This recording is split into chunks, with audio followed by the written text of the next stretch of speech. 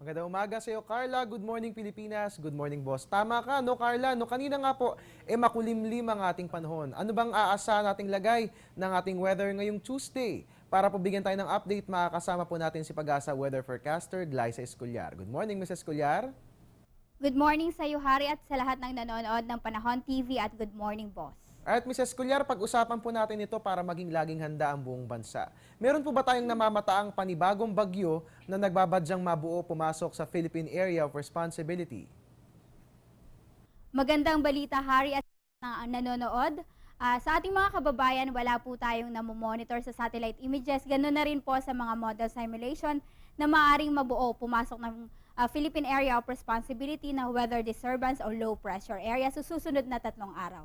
Alright, mga kababayan, magandang balita nga po yan. Dahil nga po sunod-sunod tayo nakaranas ng mga bagyo. Ito nga po, napakagandang balita. Within the next 3 days, inaasahan po natin na walang anumang bagyo o low pressure area na papasok sa Philippine Area of Responsibility. At Ms. Escolyar, kasabay po ng pag-iral ng tail of a cold front nakakaapekto rin sa bansa ang hanging amihan o northeast monsoon. Kaugnay niyan, magiging maalon po ba ang ating mga karagatan dulot ng nasabing weather system? May nakataas po ba tayong gale warning sa ngayon at ano-anong mga baybayin po ba ang apektado ng nasabing babala? Tama ka dyan, Hari, dahil apektado pa rin ng malakas na northeast monsoon ang northern Luzon. Ay dito po sa seaboards ng northern Luzon at sa eastern seaboard naman ng central Luzon at southern Luzon ay mataas po ang mga alon at mapanganib po ang paglalayag. Kaya yung ating mga kababayang mangingisda sa mga karagatang aking nabanggit, kung pwede po wag po muna malaot dahil mapanganib pa rin po ang paglalayag hanggang sa mga oras na ito. Alright, mga kababayan, narinig nga po natin ang abiso mula kay Ms. Escolyar na wag po muna tayong pumalaot dyan po sa mga nabanggit na baybayin nang sa ganyan makaiwas po tayo sa anumang panganib. Ms. Escolyar, kanina po I was reading yung 5 a.m. weather forecast po, no? At ayon nga po dyan, sa November 26, darating na po, makikita po natin yung last quarter moon. Ano po bang idudulot ng last quarter moon sa ating mga taas ng mga alon o tides? Meron din po ba itong idudulot sa lagay ng ating panahon? Hari, yung quarter moon o yung last quarter moon ay yung banggit. Actually, yung mga quarter phases moon ay wala pong epekto sa low tide at high tide natin. Yung depth ng low tide at yung rise naman ng high tide ay hindi nagkakalayo yung value o yung itaas o binababa ng dalawa. Ngunit kapag full moon naman at new moon, usually yung high tide mas mataas o mataas yung high tide at mababang mababa naman yung low tide. Alright, mga kababayan, narinig nga po natin si Ms. Escolyar. No? Para po sa mga kababayan natin mangingisda, wala po tayong dapat ikabahala. Dahil kapag sinabi pong last quarter moon, wala naman po itong magiging epekto sa lagay ng ating mga alon. At ganun din po sa lagay ng ating panahon, no? Inaasahan po natin na hindi po magkakaroon ng anumang effect itong last quarter moon sa darating na November 26. At Ms. Escolyar, para po mabigyang gabay ang ating mga kababayan ngayong araw ng Martes, kasi makulimlim nga po kanina yung ating panahon, no? Ano po ba nga aasahan nating lagay ng panahon ayon sa 5 a.m. weather forecast ng Pag-asa? Dahil meron pong tail end of a cold front dito sa Central Luzon, ibig sabihin po yung tail end of a cold front ay boundary ng northeast monsoon na umiiral naman dito sa northern Luzon at yung easterlies na umiiral sa natitira pang bahagi ng bansa ay asahan po sa probinsya ng Aurora, Quezon Province, kasama na po dyan ang Bicol Region na makakaranas ng mahina hanggang sa katamtamang mga pag-ulan at pagkidlat, pagkulog.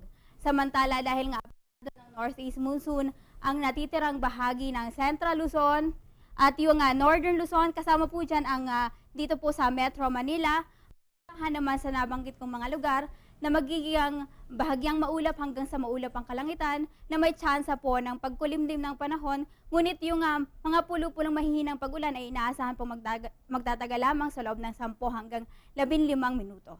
Alright, Mrs. Escolyar, maraming salamat po sa inyong ibinahagi impormasyon. Dahil nga po may dalang mga kaulapan itong tail end of a cold front, last few reminders po para sa ating mga kababayan na direktang maaapektuhan nitong nasabing weather system.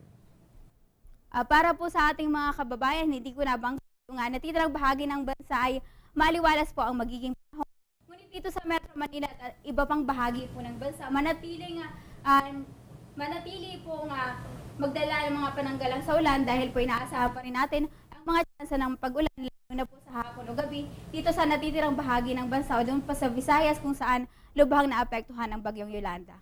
Alright, maraming salamat po Ms. Escolar at mga kababayan, atin nga pong nakapanayam si Pag-asa Weather Forecaster Glyza Escolar na siyang nanggatid sa atin ng update hinggil sa asang lagay ng panahon ngayong araw ng Martes. Magbabalik po ang ating ulat panahon makalipas ang isang paalala.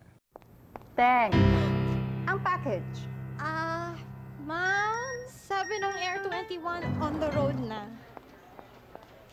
Ano, Teng? Ang package. Ma'am, sabi ng Air 21 na receive na. Okay, very good. Basta padala, sagot ka ng Air 21. May real-time delivery updates via text para worry-free ka. Teng, ang package, napadala mo na? Yes, ma'am, sa Air 21. Sa Air 21, sagot ko, padala mo.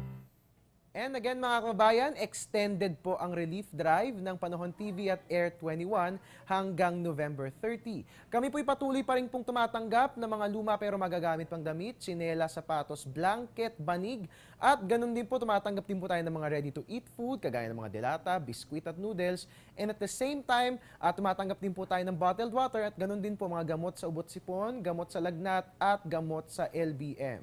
Para po sa inyong mga katanungan hinggil sa ating donasyon, pwede po tumawag sa ating Air 21 Customer Service Hotline 854-2100. At mga kababayan, kami rin po ay tumatanggap ng mga volunteers dahil lubhang napakarami po nitong ating mga relief goods. So sana po tumulong po tayo sa ating mga kababayan nasa lanta ni Bagyong Yolanda.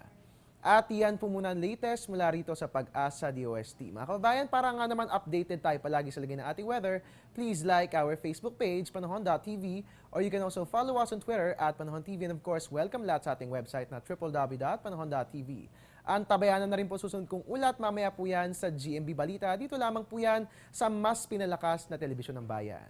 At your service po new weatherman, Ari Bayona, nagpapaalalang tiwala lang, may tamang panahon ang bawat pagkakataon. Ngayon po, balikan natin ang ating Good Morning Boss Barkada. Diyan po yan sa studio. Balik sa inyo, Sandro, JC at Carla.